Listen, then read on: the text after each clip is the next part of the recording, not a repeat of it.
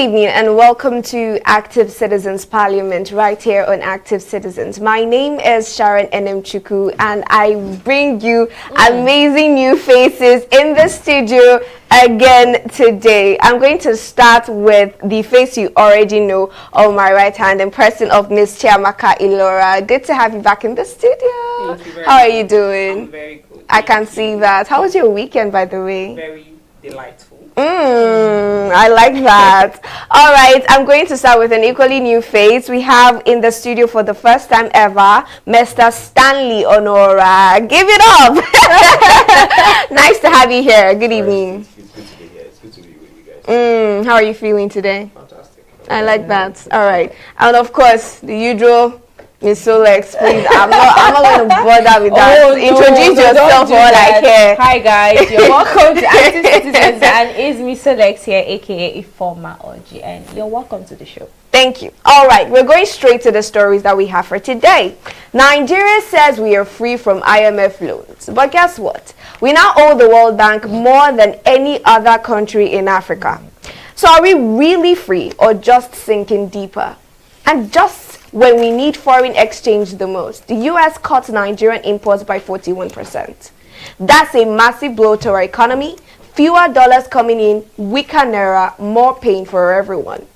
Now, TInubu's government is still selling hope, but the numbers tell a completely different story. Now, these are the two major headlines that we'll be looking at right here on Active Citizens Parliament. And we are going to start with the first story. Nigeria claiming that we have cleared our IMF debt, but we are heavily indebted to the World Bank. Now, my first question is, let us understand how much exactly Nigeria's current debt to the World Bank is.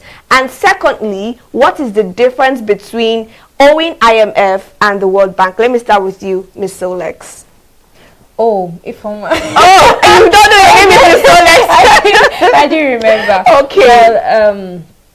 Well, the question I'm trying to. I'm asking, what is Nigeria's current debt to the World Bank? Let's get an understanding. World Bank, I think Nigeria is owing World Bank about $17.32 billion. Yes, that's what we are owing right now. And I wanted to make a comment initially for the headline that we are free from debt, IMF debt. I feel like this is more like the government trying to ease Nigerians that pressure that we are mounting on them to reduce the loans that we get from other countries. And I feel like it's somehow deceitful, because in as much as you're trying to announce to the public that you're debt free, I think according to the news I read that we cleared the debt we were owing IMF around April this year. So yeah, I love the fact that they've cleared it, but at the same time I feel like we still owe more debt to other countries. We have China, we have, just like you said, World Bank, and these are not just normal loans, they are humongous, they are extremely massive. Because so I feel like they are trying to make Nigerians ease off or something like that, but at the same time I feel like it's they are misleading the public. They are misleading. Now coming to the second question. Yes, what's the difference between IMF and World Bank debt? World Bank is, they actually loan more heavier loans to countries, other countries, African countries, and the rest. But is it not the same world. thing? No, IMF kind of, they loan subtle funds, like minor funds. You know how IMF came about? That it was actually founded in 1944 in Bretton Woods alongside this World Bank that we are talking about right now. And the reason why they formed it is more like to support other countries when they are having economic crisis or the rest of them. So how how we they form, you kind of form a membership and you pay for the membership fee. It's not like the same thing. Everybody, all the African countries, I think the members are about 190 plus members that are in that IMF, you understand? So they kind of pay a certain amount to IMF to gain membership or something like that, ticket or something like that. All right, I get that now. So that's how it came right. about. So when they are experiencing anything like no, we get that. It was just a sarcastic question, to be honest, because a lot of people have come out to comment that what's the difference between IMF and the World Bank. And I also wanted to get to you, Mr. Stanley. Now that the government is talking about IMF and how they've been able to clear their IMF debt, why is the government only talking about IMF loan? Because with what we know, they are owing a lot of countries, not just the World Bank, but a lot of countries and a lot of international organizations. So why is it that they're just only talking about the IMF debt? So we're in a government, and when people are in government, there's politics to it. You want to. There's no enterprise, a human being that wants to highlight his weakness. Yeah. You always want to highlight your strength. And in this regard, the IMF loan that was cleared, the drawdown that was done from the IMF with respect to COVID and all that was paid back at the moment, the government just said, okay, we'll cleared this tranche of what we have. Yeah. And let's just make it known. So it's like you going to, it's like somebody that is owing OP, owing money points, and then the person is owing Access Bank and GT Bank. For the amount that you're owing Access Bank and GT Bank, you are still servicing those loans. But the day you pay down your OP loan, you just come out and scream, I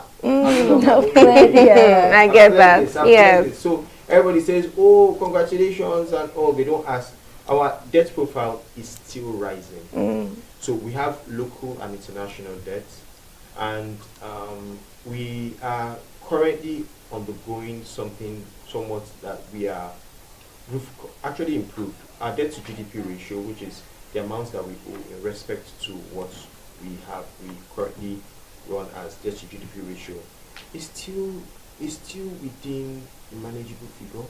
And then our debt to revenue ratio, that's the debt to amounts that we earn, has come down to a figure that was better than last. But they said that they changed the way they measure the GDP, and that was why it came down to what we have currently. So do you think that was one of the reasons why that happened, or have we genuinely improved?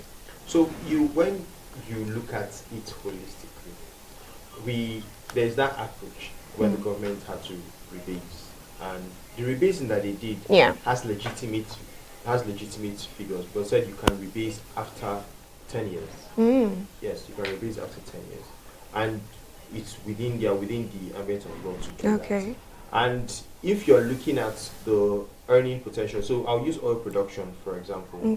The oil production at the last administration fell to a particular time that was around 750,000 barrels per day. Now we are heading towards 2 million, right? Currently above 1.5. So now at over 1.5, whatever you earn has already doubled. So you expect that the revenue has come up over time. And not just that, this administration is very bullish on collections. And with the new tax law that is coming into place next year, you expect more collections from the people that will come into the government coffers. And that's how revenue is improved, such as the effect on the ordinary people. We're not here talking about that, but yeah. All right. Thank you, Mrs. Stanley, for giving us that information. Now, I'm asking you, Ms. Chiamaka, what does this now mean when we have such huge debt to the World Bank? What does this mean? Okay, it means that we actually the debt we are owing to the World Bank is for the development of projects in Anambra State. In Nigeria. You and Anambra. In Nigeria. Continue, in Nigeria as a whole. Yeah. So it means a lot to Nigerians because first of all, the loans that we've been holding up, we've not paid back. So it means that it's a setback for Nigerians if you look at it that way. So what conditions do you now think will come with this amount that we are owing to the World Bank? It should come, I think it should come with conditions as policy reforms, to transparency, and some other conditions. All right. Now, another question I want to ask. These loans that we keep borrowing, where are these loans going to? The money from these loans, where are they going to exactly? Sure, your government don't tell you, say they channel them to infrastructure. Which infrastructure? Is it the Lagos Calabar Coastal Road or the Renewed Hope Agenda infrastructure? Exactly, that's what they're channeling. No, because I want to see exactly, Nigerians, not just me, want to see exactly where these loans are going into. I've mentioned one. Right? Okay. Secondly, we usually talk about how they live this lavish and this lifestyle of theirs, that they travel outside country to take care of their health. You get so they're using Nigerians' money to take care of health. And Interesting. Not just that, you already know about the president acquiring a jet, his own personal jet, and not just that, you're already aware of his different and various trips to different countries. And I mentioned that time it was more like part of his bucket list. And not just that, we already saw the Lagos Coastal Road, what he's doing there, beautiful work, absolutely beautiful, bravo to him. So these are many more. And then yes, funding of other projects that he said, let me remember, what's it called, the vehicles, allocation of vehicles to different ministers and governors and the rest of them. Yes, the convoys, the security personnel. So at the end of the day, it's for personal use. That's what they do. So I'll digress a bit from that, because some of those loans have like conditions.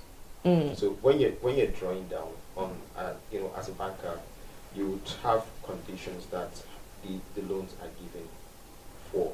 Exactly. So for every loan that's taken, it's tied to a project most times. So what we then see is that from other avenues that revenue comes to government. Now, instead of them channeling most of that funds to these places that they take some of those loans, that's where we now end up seeing what you're. Because if you are maintaining a lean government, in the sense that you're not being extravagant, you're trying to cut costs and swimming, it leaves you with more money where you don't need to go and borrow just in case you want to build a coastal road. Yes, I get that. Yeah. It now gives you more money to now go and splurge on that. But what we see in the country is that they take this money, revenues that they accrued, and from state to the federal level, and these funds are channeled into things that are not just productive. Some of them are even white elephant project. One of the biggest ones is like the airports. I keep saying the airline business is not a very profitable business. Around the world, the margins are very low, and it has a lot of efficiency that is there. And then building airports is something that the matrix that you use in analyzing and building an airport is something you calculate. You check the number of passengers per day. Why would a state like Ebonyi State in Nigeria go and build an airport? How many people in that whole state travel? Exactly. There's Enugu that is less than 45 minutes from them. Why do they have an airport? Exactly. Anambra, that I have a problem with their airport, building an airport, even has a lot of the majority of the traffic in Lagos, in Enugu and Asaba, are mostly people from, say, Anambra State. But then you now have like Ebonyi that people don't even travel as much. A lot of they have the highest poverty rate in the whole of Southeast, and one of the highest in the whole country. So that amount that you took, if they had only taken that money and gone to Eurobonds, only Eurobonds, that government today would be one of the most comfortable governments in the country. So you're saying invested in aircraft and airport business is not a wise investment at all? What about the renovation of cemeteries? Have you heard about that one? No, I haven't heard of that. You don't know? Welcome to the show. Welcome to the club. The flight and the rest of building this thing, hub and the rest of. You've not even heard about this one. A certain governor in a certain state, I will not mention names, but but he's actually renovating cemeteries. You mentioned something about budget, and I just wanted to ask both to you and to Ms. Chiamaka. So for the first time in a really long time, Nigeria is yet to release their quarterly budget report, and like I will keep saying, we don't know how much revenue we've made, we don't know how much expenditures we have made. And now I'm asking, how much of Nigeria's budget goes into repaying some of these loans? As at the last budget, the last budget that I saw, I don't want to, because I like to be very precise on my figures. The last budget had how many trillion? I don't know the exact figure. I can't remember the exact figure that was allocated to the budget for debt repayment, and that came up to almost 20%. That's massive. Yeah, it is massive, because if you check it, if you check the amount we are, our debt to, when I mentioned debt to revenue, debt to revenue GDP ratio that we have, we are spending over 50% of what we earn as revenue on debt repayment. Debt repayment, yeah. So that leaves you with a very slow margin. That, and what it does is that it creates a debt cycle, because I need to repay. And then I need to then borrow more to be able to do more things. And then because I'm now a good credit worthy, my customers like me now, they will keep giving me money. And then I keep repaying, they keep giving me higher amounts, and then I have higher loans to pay, I have higher debts to pay, I take on more loans, and then if I mismanage a part of it, it means that I need to borrow for projects that I did not complete the last time in a new administration. Accumulated debts. And then that's why this debt cycle continues.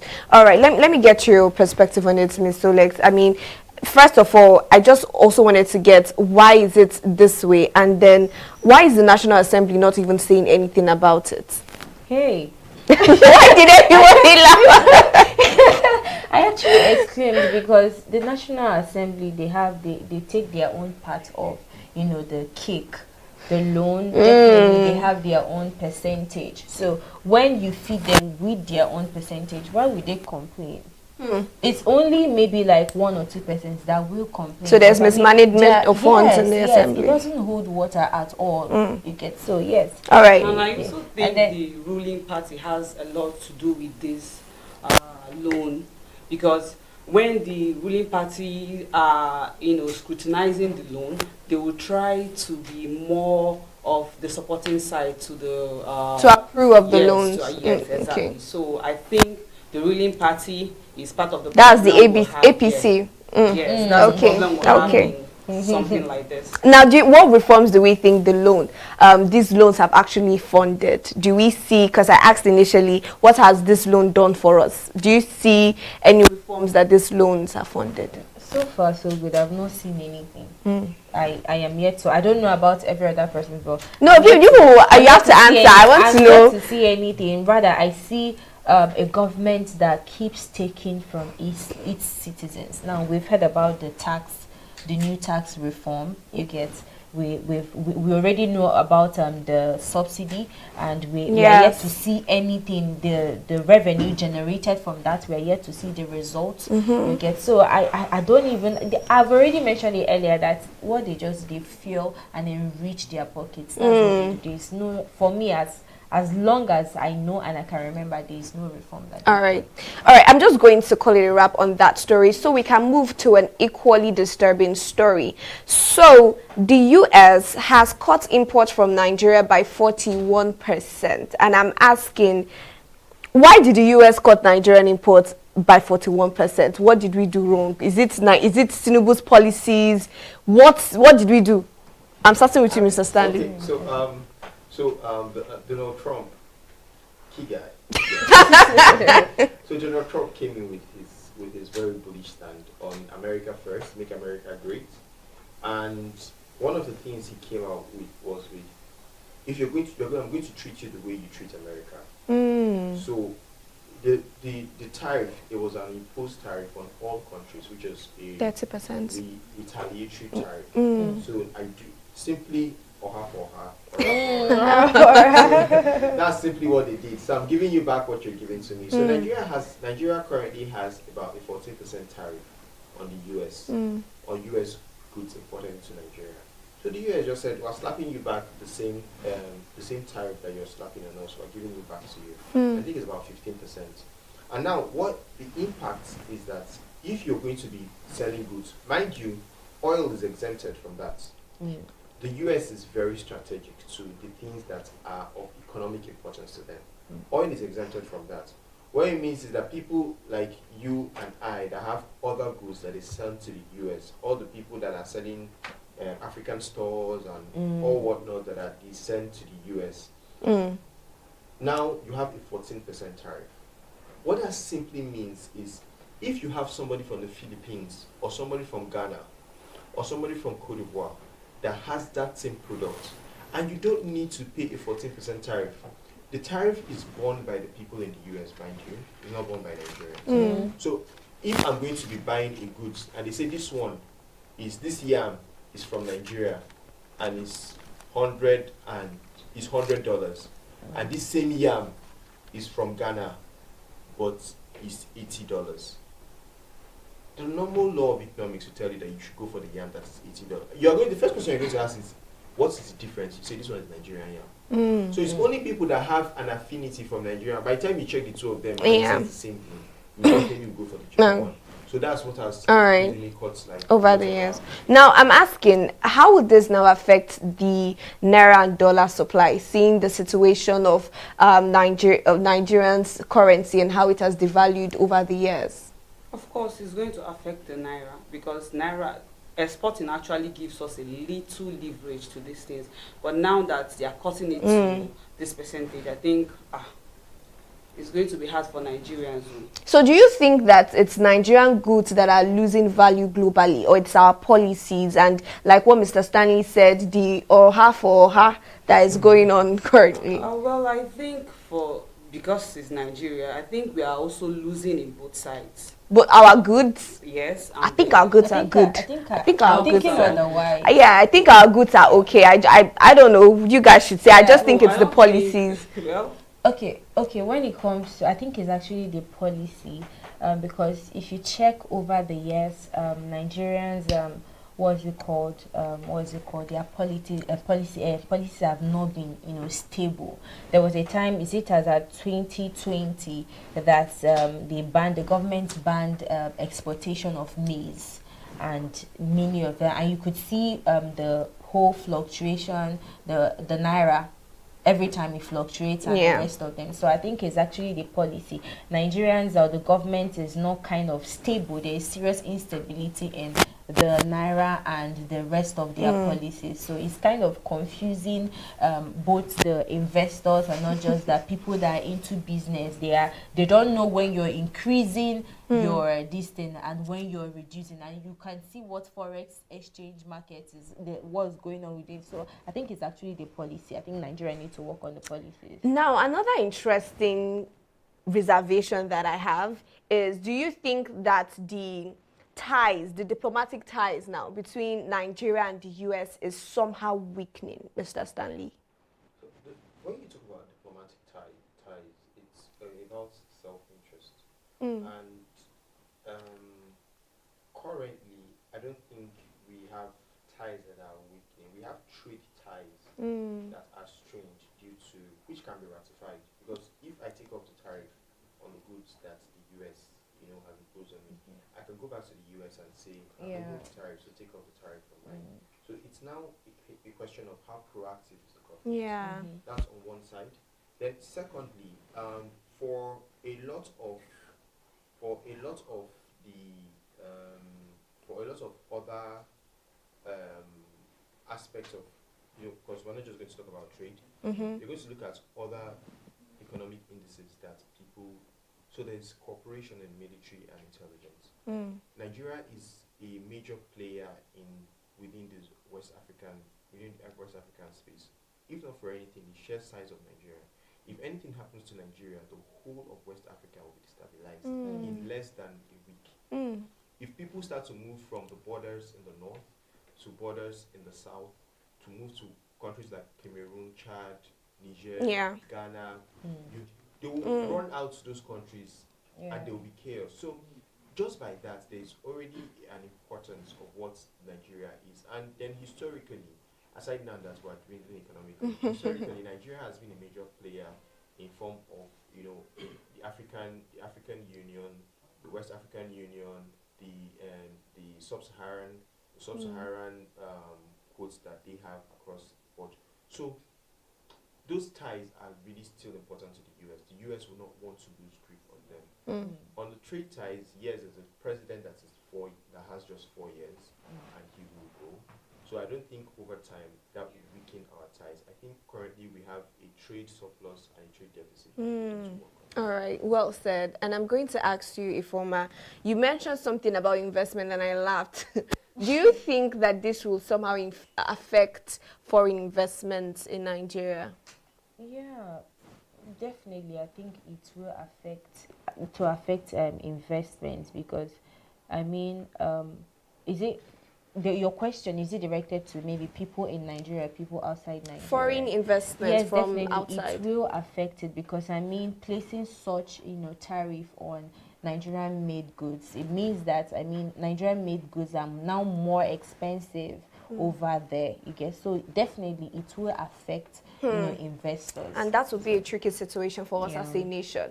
And over to you, Ms. Chemaka. I'm just asking, who is to blame for this? Do you think the government or the poor infrastructure or our policies? Who exactly should Nigerians be holding accountable for these issues? I think say the policies, like Ms. Sole said the other time. I think the policies is part and parcel of the reason. And again, I think to an extent, I still agree with our goods, the quality of goods we send out there. The quality of goods we send out there. And I'm going to just ask finally so that we wrap it up, because Mr. Sani also mentioned the fact that this is something that we can fix. Now, do you think that with the present administration that this is something they can work towards fixing? Yeah, I think if you love your country and you want the progress, big on the if. Yes, you would work towards fixing things that would better the citizens of your country. So I think it can be worked on. So if I can say something, I think, like I said before, Nigeria need to work on their policies. There's serious instability there. I mean, they need to equally help, exporters too, because there are lots of, stamp duties or some fees that you are to pay. You get transportation, cost of transportation, cost of, power supply, and the rest of them. All those things are mounting on people, not just investors, but even people that want to export things outside country. And apart from fixing that, I think Nigeria depends so much on oil exports. You get? So I think they need to, diversify, find other means of generating revenue. You get, rather than always hoping or depending on oil. So Mr. Stanley. Well, so your question was if this present administration can work towards retracting this and fixing stuff. Yeah, there's no problem in this world that's not fixable. With the right attitude to any problem, I think it really gets it done. Especially in case of Nigeria, where I feel our problems are very solvable. So it's a question of, are we ready to do the hard work? Over the years, the government have shown that they would rather bury their heads like the ostrich, in sand while their bomb is out.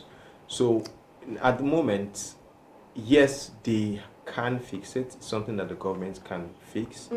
The question is when, how fast, and how competent. Thank you. How fast?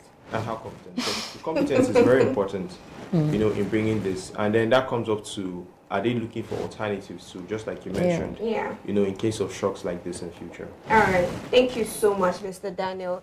Ifoma Oji.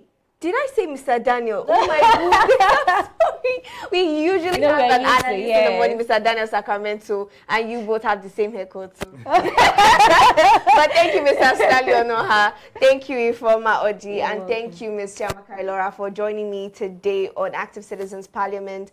It was a beautiful conversation, and I hope you, our viewers, enjoyed every single bit of it as much as I did. If you are yet to share your comments before, don't be afraid, don't be shy. Share your comments in the comment section. We are always reading, we you're watching. If you're also yet to follow us across all social media platforms, please do so. You can find us across all media at Active Citizens. And if you're also yet to subscribe, do so right away. Find me on my personal social media handle at Sharon Enemchuku, and you, Ifoma. You can always find me on Facebook at Oji Sophia and on Instagram at Miss Alex. Mr. Stanley. Across all social media, online banker.